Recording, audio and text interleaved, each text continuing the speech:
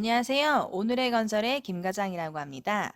오늘은 전문 건설업의 일종인 비계구조물 해체 공사업에 면허 등록하는 부분에 대해서 안내 드리도록 하겠습니다.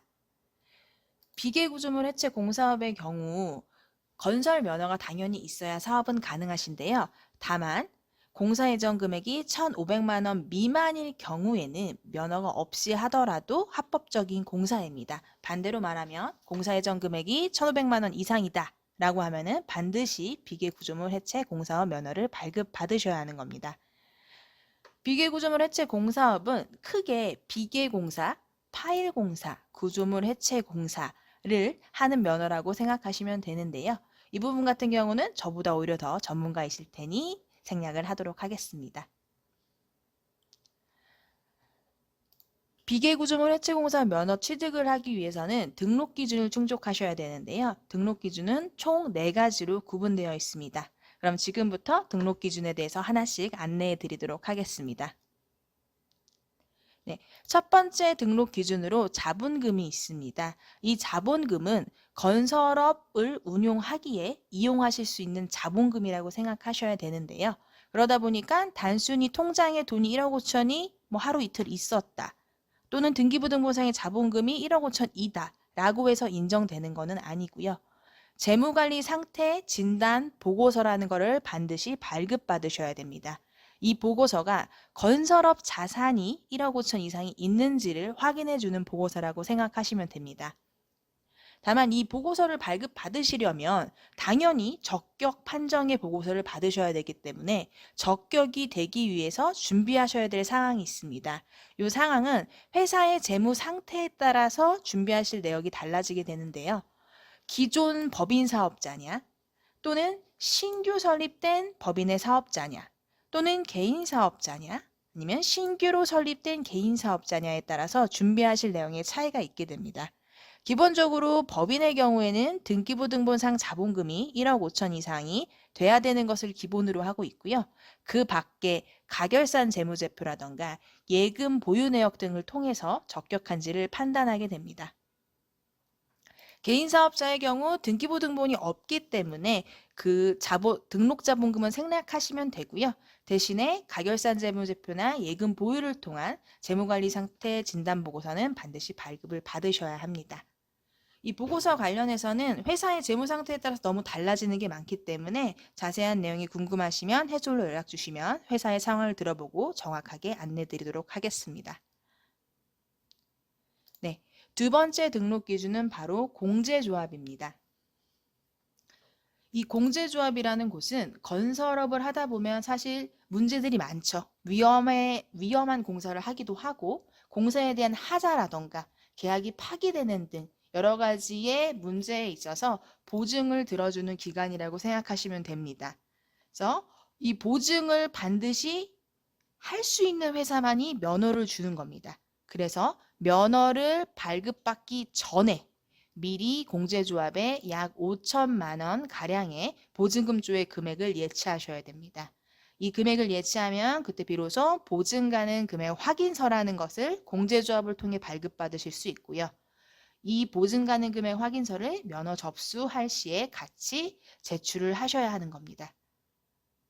이 전문건설 공제조합은 서울부터 제주도까지 다양한 지역에 위치되어 있으므로 본인이 면허를 따시고자 하는 관할지 근처의 공제조합을 이용하시면 됩니다.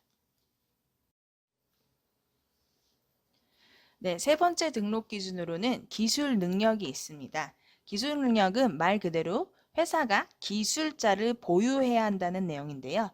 기술자분은 2분 이상이 반드시 필요합니다. 여기에서 기술자라 함은 무조건 일할 수 있는 사람을 의미하는 건 아니고요. 갖추셔야 할 요건들이 있습니다. 요건은 첫 번째로 회사의 4대 보험에 등록된 기술자여야 합니다. 다만 임원이나 임원의 배우자나 아들 등 특수 목적 관계의 경우 고용보험이 미가입되는데요. 그 부분은 문제는 되지 않습니다. 두 번째는 상시 근로자여야 합니다. 상시 근로자의 의미는 우리 회사에서만 일하시는 분이셔야 되기 때문에 타 회사에 이중으로 취업되어 있는 분은 인정받으실 수 없습니다. 네, 세 번째는 자격증을 소지해야 합니다. 자격증은 종류가 다양한데요.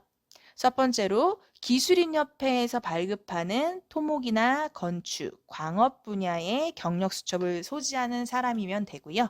두 번째로는 국가기술자격법에 따라 국가기술 자격을 취득하신 분이면 가능하십니다. 국가기술 자격증은 모든 자격증이 되는 건 아니고요. 이 하단에 나와 있는 이 자격증들만 인정이 가능한 거 반드시 기억해 주시기 바랍니다. 네, 세 번째 등록 기준으로는 시설 및 장비가 있습니다. 별도의 장비는 필요치 않고요. 다만 사무실을 반드시 준비하셔야 됩니다. 사무실의 경우에도 요건들을 잘 체크하셔야 되는데요. 첫 번째로 건축법상 용도입니다. 만약에 사무실이 무허가 컨테이너 박스의 형태던 아예 허가가 나지 않아서 등기나 건축물 대장이 없다라면 인정받으실 수 없고요. 그 밖에 주거용이라던가 임업, 농업, 어업용 이런 용도도 안 되시고요. 다만 근린생활시설이나 사무실 등의 용도가 가장 적합하다고 볼 수 있습니다. 다만 여기에서 근린생활시설이라고 적혀있진 않더라도 판매시설이라던가 기타 근린생활시설의 세부적인 내역으로 적혀 있는 경우도 많으니까요. 헷갈리실 경우 저한테 문의 주시면 제가 답변 드리도록 하겠습니다. 두 번째로는 면적이 있습니다. 면적의 경우 딱히 몇 제곱미터 이상이어야 된다라는 제한은 없습니다. 하지만 사물을 보면 충분해야 되기 때문에 정말 사람 하나 누우지도 못할 자리이라면 요거는 부적격으로 될 수도 있으니 적어도 책상이 한 3개 이상은 들어갈 정도라고는 생각하셔야겠습니다. 그리고 사무 공간이 있더라도 사무용 비품이 없으면 마찬가지로 사무를 보실 수 없겠죠. 그렇기 때문에 사무용 비품도 다 준비를 하셔야 되고 이렇게 준비가 된 내용을 다 사진을 찍어서 우리 사무실 잘 준비되어 있습니다. 라는 서류를 따로 만드셔야 합니다. 그래서 제출되는 서류는 임대차 계약서부터 해서 내부 사진, 평면도까지 다양한 서류들이 필요로 합니다. 이상 4가지 등록 기준에 대해서 말씀드렸습니다. 이렇게 등록 기준이 충족이 되셨다면 각각 등록 기준마다 내가 잘 충족되어 있음을 확인할 수 있는 별도의 서류들을 제출하셔야 되는 겁니다.